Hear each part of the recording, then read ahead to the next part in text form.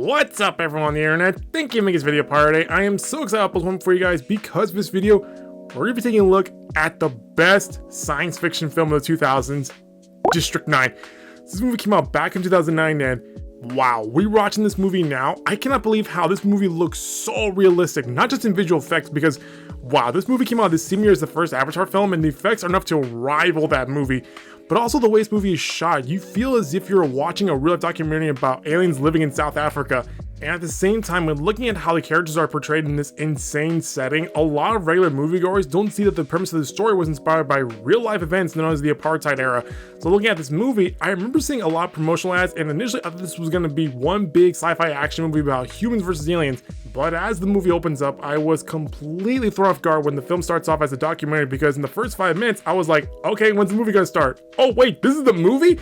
And I was blown away at how the tone and look of the story is established when you learn that how these aliens first came to Earth, where in 1982, their ship landed over the South African city, Johannesburg, and soon realized that these aliens, who the humans call prawns, are pretty much stuck. So in order to appease both sides, the humans relocate the prawns to District 9, which is a large camp for these aliens to reside. And I love how realistic this movie looks because once you enter District 9, you see how shady, shaggy, and makeshift this community looks to where you're reminded that, yeah, there are places in the world that are exactly like this. Also, hearing some of the dialogue from the human interviews that would start off at the beginning of the movie, one that stood out to me is where you hear this person say, if they're from another country, we would understand, but they're not even from this planet. Now, the reason why this stands out to me because today, as I'm recording this video and as this video is being released, there are people around the world who are suffering the same treatment as these aliens, and to hear someone say, yeah, we'll help you, and then not do anything, I don't know, practice what you preach. But anyway, going back to the story, we follow a human government official who is tasked with relocating the prawns to District 10, and as we progress through the first act, you feel as if you are on the ground standing right beside this man, and it's all because of the camera work. Yeah, there are times where we do come across the issue of shaky camera movements and focusing on different angles, but because the movie's presented as a sort of found footage documentary, the camera work fits well with the tone setting of the story because it adds more to the realism and makes you believe with everything you're seeing on screen. And I love how the film is not just shot from this perspective, but it's also shot from a more professional camera when we focus on the story of the prawn, Christopher, who claims to have found a way to get the ship working again.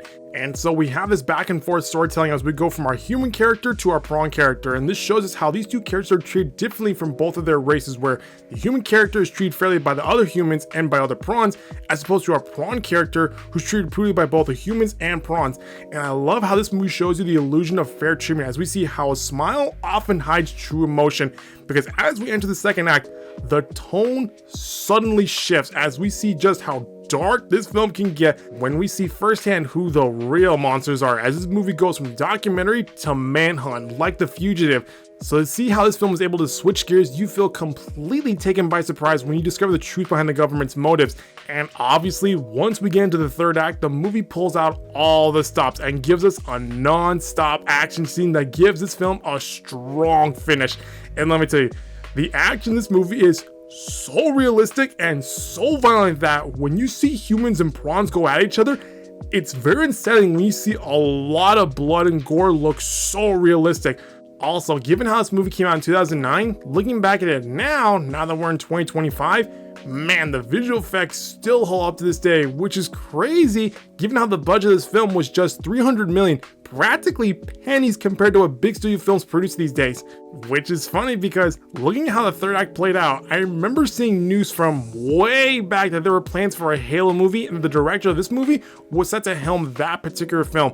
Obviously, that didn't happen, but for a brief moment in time, we almost got a Halo movie that would have looked this real and gritty. So yeah, the effects are really special in this film as we blend both practical and visual effects flawlessly, given how the director was also head of the visual effects department, which reminded me a lot about Godzilla's -1, who was in the same sort of situation where we have this low budget movie being helmed by a director who can also handle visual effects. Now going back to the story, I was blown away at how this film gave the most realistic depiction of what would happen if aliens were refugees on our planet. And the reason why this is so realistic is because when you look back at history, the movie was inspired by the apartheid era, which showed you how dividing races can lead to hostile treatment. But at the same time, if you just turn on the news, you can see how there are places around the world that are taking refugees but are also treating them harshly. And I love how this movie pretty much, in a way, opens our eyes to the injustice that occurs behind the scenes. And by the time you reach the end of the movie, you kind of switch sides guys, because at the start of the film, you were on the side of the humans, but by the time you reach the end, you feel more sympathetic for the prawns. I mean, give these prawns rights. So if you want to see a realistic sci-fi film that is grounded, intense, and visually stunning, I highly recommend you watch this film.